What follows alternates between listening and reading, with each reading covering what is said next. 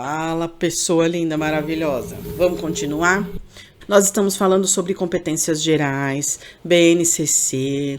Lembrando que BNCC não é currículo, é base para a construção de um currículo. Porém, é muito bacana que a gente olhe para a BNCC e o que tem dentro dela. Na realidade, não é só bacana, né? É essencial.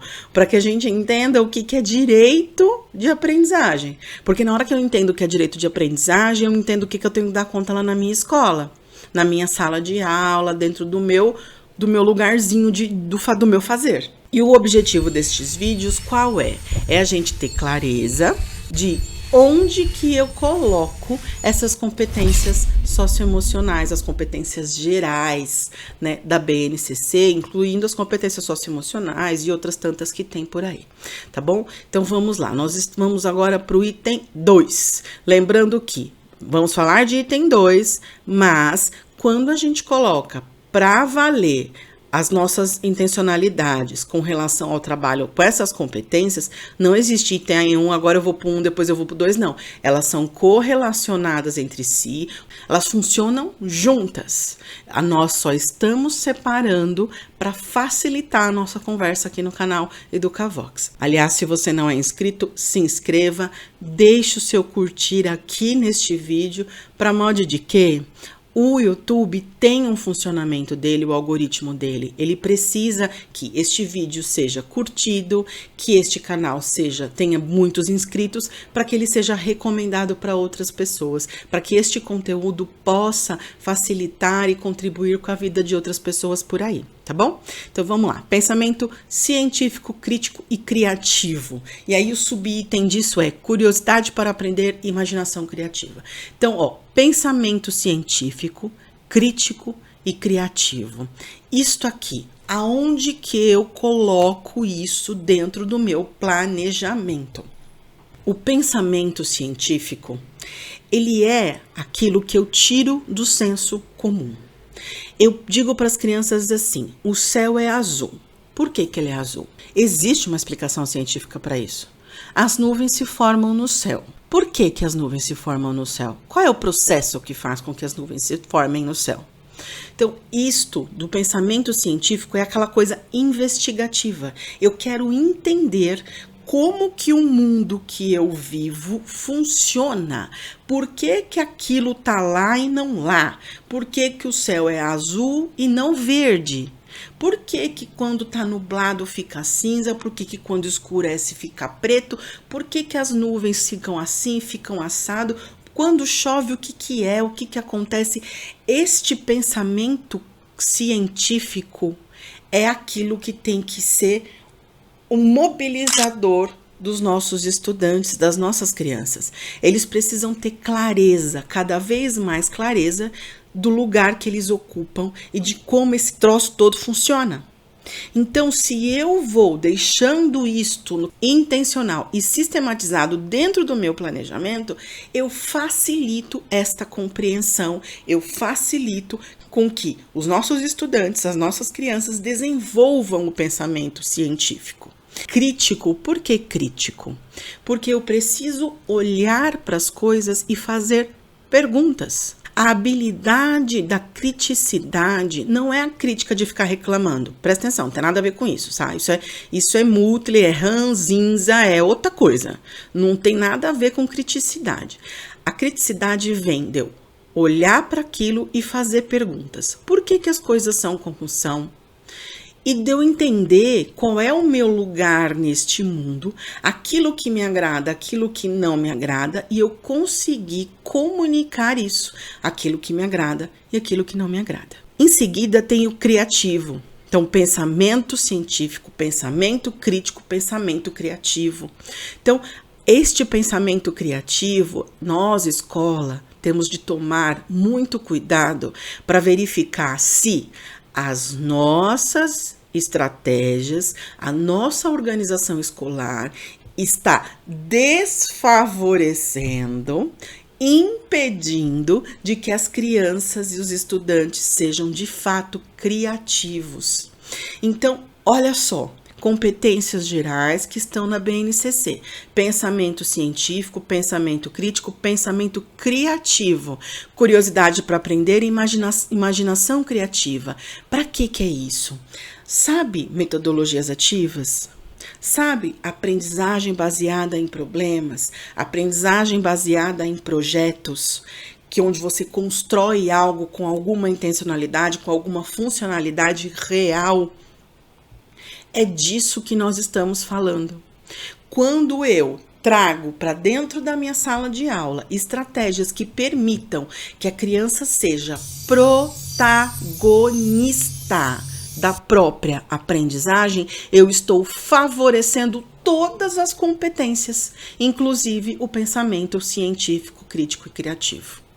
Por quê? Porque eu permito que ela lide com o conceito, com o conteúdo, com a função daquele conteúdo na sociedade. Veja se o seu planejamento, a sua estratégia, a sua proposta de ensino contempla com que as crianças tenham um pensamento científico, crítico e criativo. Vamos lá, copiar o cabeçalho da lousa. Fomenta alguma dessas coisas aí, por gentileza? Obrigada. Pensamento crítico? Não, científico? Crítico é porque o cara fica de saco cheio, empapuçado de copiar aquela baboseira todo dia. Pra que eu escrevo o nome da escola todos os dias na lousa? Gente, misericórdia. Eu já babei de falar isso nesse canal, mas eu não vou cansar enquanto eu não abolir eu estou fazendo um movimento a favor da abolição da cópia do cabeçalho diário. O cabeçalho tem uma função social clara, que é abrir um caderno, um registro, identificar algo. Então, quando eu vou começar o meu ano e vou começar o meu caderno, por exemplo, de matemática, a primeira página é legal que tenha o cabeçalho. É a função da primeira página. Vamos imaginar que seja assim, tá? Onde eu ponho o nome da escola inteiro, o nome da criança inteira, a turma que ela estuda, o nome da professora. Lá eu posso colocar a divisão da rotina na semana. Eu coloco informações que identificam a função daquele instrumento de registro que é o caderno de matemática. Agora, fazer com que as crianças copiem isso todo dia, tirando a parte que mata o tempo, eu até hoje não consegui que ninguém me dissesse qual é a função social significativa e contextualizada de copiar um cabeçalho todos os dias. Se você tem isso, por gentileza, escreva aqui nos comentários. Agora, se você também é adepta do fora cabeçalho diário, você também escreve aqui nos comentários. Obrigada, por favor. Ai, gente, misericórdia, Senhor Jesus. Então, vamos lá, vamos seguir. Então, só olha isso, só olha se as suas estratégias estão. Agora, veja, não surta quando eu falo para você que cabeçalho não tem função social, quando eu copio ele todos os dias no caderno das crianças e que eu ocupo meia hora, 40 minutos do dia das crianças fazendo a cópia desse negócio. Não surta, fica bem, vai dar tudo certo. Por quê? Porque você vai pôr outra coisa no lugar. Você vai escrever a data com as crianças, porque é legal escrever a data todos os dias, para eles identificarem, ter a noção de tempo, segunda, terça, quarta, quinta, os dias do mês, o mês após o mês, o ano que tem. Então, a data é legal. Escrever a rotina, não a lista de matérias que vai ter no dia, a rotina. Dependendo do ano ciclo, eles dão conta de escrever. Dependendo do ano ciclo, quanto mais novinhos eles são, é melhor que eles não copiem, porque eles vão ocupar muito tempo fazendo isso. É melhor que você faça a rotina e trabalhe com as crianças em termos de leitura e checklist. Sabe? Então, ó, primeiro nós vamos fazer tal coisa. Segundo, já fizemos isso. Qual é o próximo passo? Vamos fazer isso, vamos fazer aquilo. Entendeu? Quanto mais velhos eles forem, mais bacana é que eles copiem. Quando for necessário, na realidade não é bacana que eles copiem, porque é bacana que eles copiem. Porque tem uma intencionalidade didática clara. Eu quero que os meus estudantes aprendam X coisa, por isso eu vou pedir para que eles registrem no caderno todo dia ou toda semana a rotina, que vai ser desenvolvida na semana, no dia. tá? Então, assim, você precisa saber por que você tá fazendo essa bagaça. Porque senão, você é uma desavisada e deixa todo mundo lá na sua sala de aula desavisado também.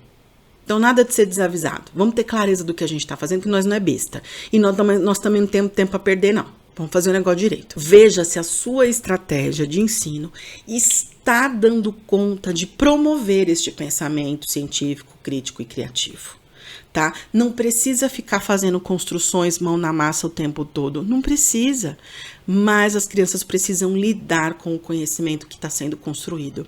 Então, se eu quero que elas aprendam mais sobre ortografia, que estratégias eu coloco para que elas aprendam? Ortografia, construir a regra ortográfica provisória, pesquisar se é aquilo mesmo, comprovar se aquela é a regra, por que eu uso M antes de P e B e não M antes de todas as outras consoantes do alfabeto? Por que essa é a regra? Como que eu descubro? Como que eu faço isso? Aonde que eu olho? Construir isso com as crianças, deixar com que eles percebam essas coisas todas, né? O uso do S, do X, do Z, do SC, essa coisa arada toda que a gente tem no nosso plano de curso e que a gente tem que dar conta. Mas é diferente você escrever conceitos na lousa e pedir para as crianças copiarem ou apenas entregar atividades que você imprimiu lá da internet para os carinha fazer lá sozinho. Gente, a construção do conhecimento, o protagonismo na aprendizagem, ele se dá por meio da interação. A interação com o conhecimento, a interação com os seus pares.